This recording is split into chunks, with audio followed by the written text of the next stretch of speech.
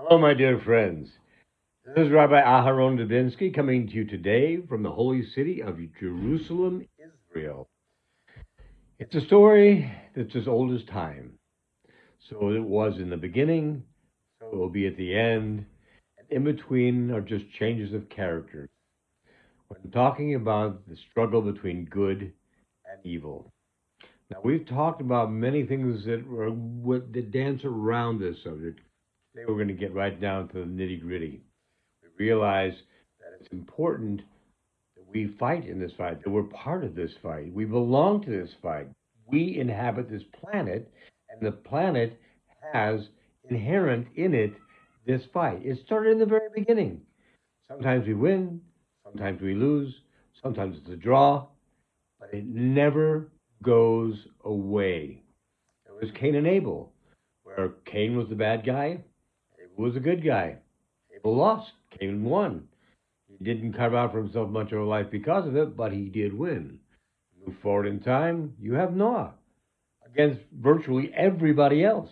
In this case, Noah won, the rest of the people were drowned. So, in this case, once again, the good win.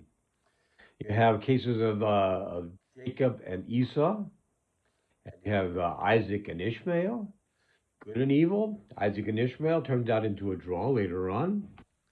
And you have Jacob and Esau, again, turned into a draw later on. But there is always that struggle between good and evil. It is inherent in humankind that we have this struggle for us. That this has been given to us, like everything else, by Kadosh Baruch Hu, by our God. He gave us this as part of what we have to deal with. We've talked about the fact that in everything we do, there is a template. The Torah is a perfect template for our life. It's, in essence, for lack of a better term, an owner's manual for our body and our soul. What will work, what won't work, what will work better, what will not work as well. It gives us these things over and over again. Starts right from the beginning with Adam being told that he needed to pray for rain so the vegetation would grow. It was Hashem's way of basically setting a precedent, setting a template. That means basically we've got to do something in everything. He'll be glad to help us. He wants us to pray to him. He wants us to be grateful. He wants us involved with him. But also, we need to take action. It can't be done one without the other. They're both good, but they're both necessary. And they must be used again and again. We go further in time, and we see Moshe Rabbeinu against the Egyptians. Now, this is very interesting because when you backtrack a little bit, you see Joseph had a great relationship with the Egyptians. Joseph was the good guy, and at the time, Egypt was the good guy. Everything was good. Things were working fine. But it didn't last. When Joseph died, Torah tells us a Pharaoh came along that did not know Joseph. Did not know Joseph HaTzadik. What does this mean? What do you mean he didn't know Joseph? There's a machlokas on this, a disagreement. Some of the sages say that it was a totally different Pharaoh, and he didn't know Joseph. That's all it was to it. Now, there are other very, very, very important sages who said it was the same Pharaoh, and he simply forgot about Joseph. Joseph was no longer there. Joseph was not necessarily doing anything for them. Therefore, he simply forgot about him. And what was his way of handling this? He put the children of Israel into slavery for 400 years, which turned out to be less, but we're not going to go into that right now. But he put them into slavery. Hard labor, very hard labor, building pyramids, building it says the storage cities of Pithom and Ramses. Extremely difficult labor. Who was the good guys? Who were the bad guys? Well, the good guys were the ones who were in labor and being held in captivity. The bad guys were the ones who were oppressing them. Now, when that gets over, well, it's great because the children of Israel leave Egypt, they go into the desert, and they're attacked by Amalek, another bad guy against the good guys. But they beat them. It says they beat them and kept beating them as long as Moshe Rabbeinu kept his hands and his staff up in the air. When he lowered them, they began to lose, so they put his hands back in the air. Not to get into too much detail on that, but the fact was, at the end of the day, the Israelites walked away from the situation. And you had Bilam, you had the sorcerer, and he was going to put a curse on the people. And we could go on and on and on throughout the whole Torah, throughout the history of mankind. And the fact is, no matter where we go, there's a good guy and a bad guy. There's a good side and a bad side. And these things are defined by what they present to the people. Do they give people freedom? They take it away. They give people the ability to grow and to learn and to have a free life. Or do they imprison them, whether in thoughts or physically? What does the other side do? And that's how you can tell good from bad. And the fact is, it still exists today. There's good against bad. Look at the world we live in today. Look how some people are trying to limit the speech of other people, how they try to cheat in elections, how they try to do things that are not right, to limit their ability to do things that the Constitution, for example, in America, gives them a God-given right to do. Now, I use America not because it's the only place, because I'll tell you what, look around the world, it's happening everywhere.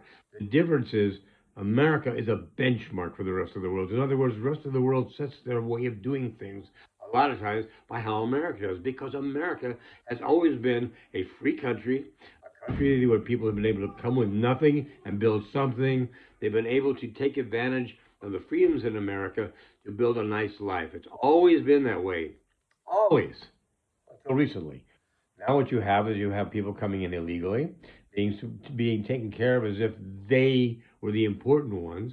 Meanwhile, money that could be used to take care of that situation is being sent to a country over in Europe called Ukraine. And there's a lot of people who see this as not the right way of doing things. However, the fact is, this is how things are right now. We can wish it differently, but no matter how we wish it differently, it doesn't matter. We can pray differently, but praying differently is only part of the thing. We have to be able to do more than wish it differently, more than pray differently. We have to be involved in it. I'm going to read you something a very short piece from Likutei Halachot. For the essence of perfect humbleness, which is what we're trying to do. We're trying to be humble. Why? Because we have a God, and He wants us humble before Him, because He is one of great awe. So for the essence of perfect humbleness is that one should be literally as nothing, yet, and this is where it gets important, should be a very strong, courageous warrior to stand up against all the obstacles in serving God.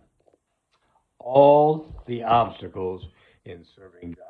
You need to be strong. You need to be a warrior. You need to take this into your life, because this is our responsibility. It's who we are. It's who we were created to be. It's who we must continue to be in the future. These things need to be addressed. These things that are taking away people's rights, their liberty, their lives. We're supposed to have the right to life, liberty, and the pursuit of happiness. What happened to that? Come on. That's very important in America. Yet it seems to have gone by the wayside. And it seems to be that there's a certain group trying to control another group, and in the process of doing so, they're just plucking away the rights one at a time. They talk about things that are ridiculous. They talk about the fact that, how many genders there are in the world. Basically, I can tell you this from fact, from biology, there are two. There's male and there's female. Anything besides that were not created by the Creator. They were created by the Democratic Party, the people trying to control. What's their purpose? Purpose, if you look at all the things they do to control Americans, their purpose is to be confusing.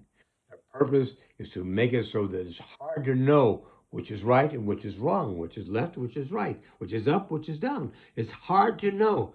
In other words, they want to make it so that people become, for lack of a better term, stupid or uninformed, so that they can tell them what they need to think. In other words, schools today are not teaching children how to think. They're teaching what to think. And this has got to stop. And who's got to stop it? Well, my friends, it's us, you and me. There is nobody else. Because we can pray and pray and pray, which is important, but it's not enough. We have to provide the human effort. It was given to us to do this, and it's been since the beginning of time, since Isaac and Ishmael, Jacob and Esau, since Moshe and Bilam. These things have to be taken care of. We are the ones who need to take care of them. If not, we will fall into a crack in history, possibly never be heard from again. So it's important to remember this is what we need to do. It's our responsibility to make things right. Just use your brain. You've been given one for a reason. It's more than for putting a hat on your head. You've got to have the ability to think objectively. Take a look at what we're being told. Try to pick out the good from the bad, the right from the wrong, and make sure that we're a part of the good guys winning, which they always will do in the end. We're looking for the coming of Mashiach Tzidkenu, the Messiah. May he come speedily and in our days and build the coming of the third Beit HaMikdash, the third temple. And we need to create the vessel because that's the only way that any blessing ever gets answered. If we create a vessel. So please, my friends, help me. Help me to say to everybody who we know, let's fight for what's right. Let's discard what is wrong. And let's let the good guys, the guys in the white hats, win again.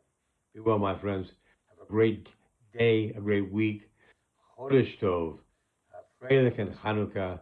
Be well. God bless. All the best.